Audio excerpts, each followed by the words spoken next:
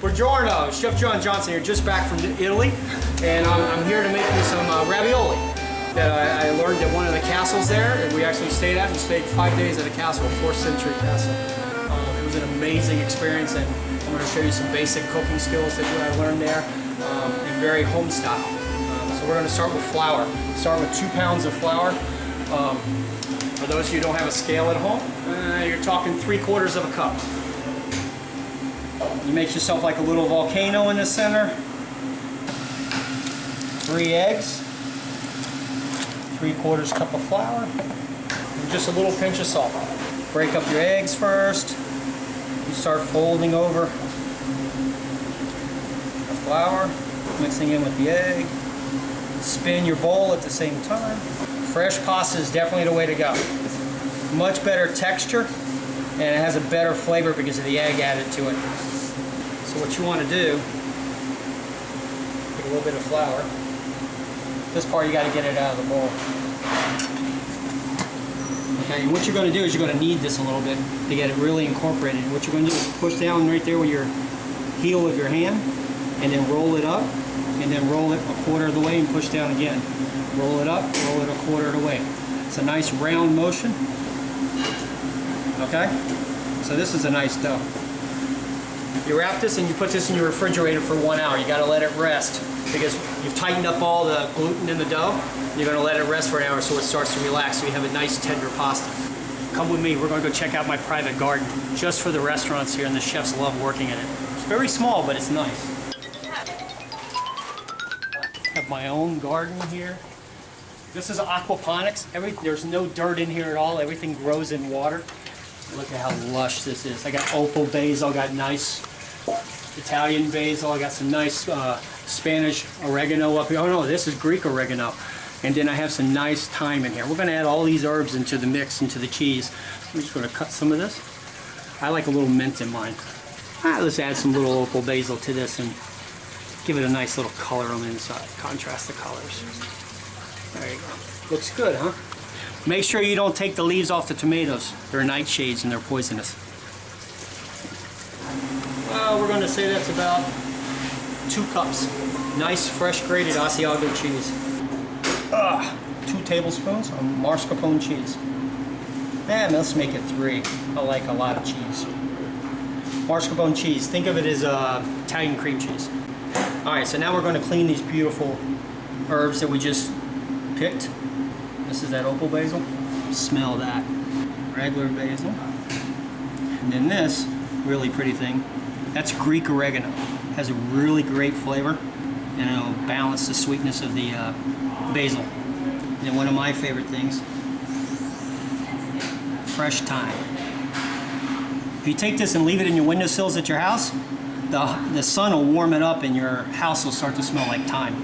I like to do that. That's how I dry out my herbs at home. Here in the United States, we julienne it all. Just had a thought. In Italy, they told me you never put a knife to basil. They said it ruins the flavor and it bruises it. So we're going to do it the way the Italians do it. They said pick it. Little pieces like this. And we're going to mix it together.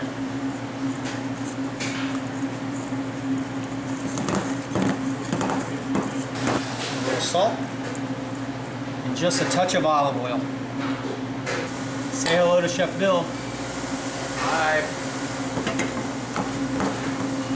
Okay, filling's ready. So we just got back from the refrigerator. I pulled out my dough. We're going to unwrap it. It's been resting for an hour, so it's all ready to go. And what we're going to do is we're going to take a piece of this. Usually in a restaurant, we'll run this through a pasta machine, but I'm going to show you how I would do it at home without a pasta machine. A little flour on the roller. Start rolling it out.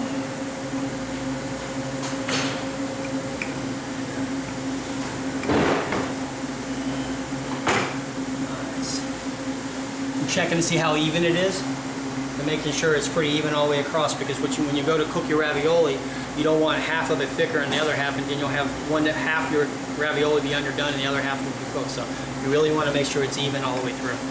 That's what you're going to do.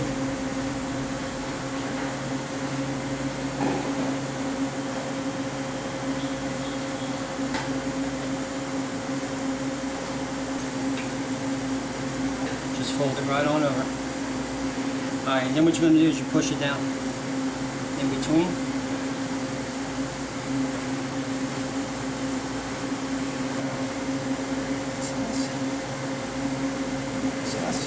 Tighten it close.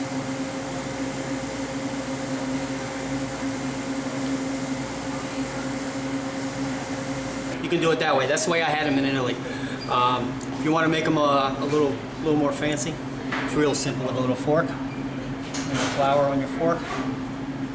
This will also help you make sure you seal them up really well. So now we're going to go over here and cook them.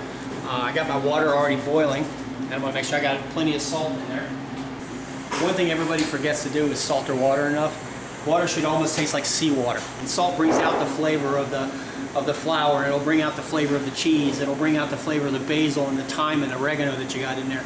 If you don't have the salt, it's just going to be okay. The salt really kicks it up a couple notches.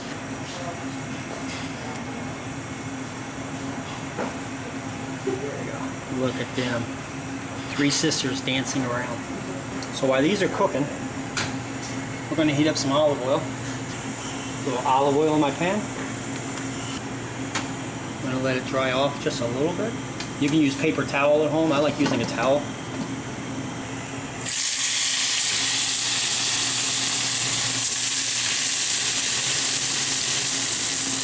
A little pepper. A little salt over the shoulder for luck.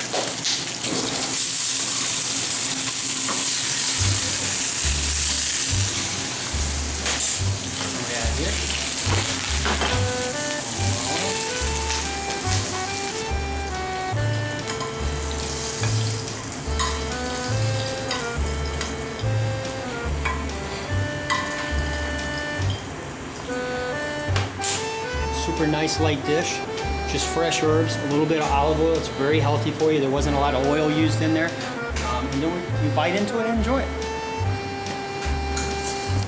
Arrivederci.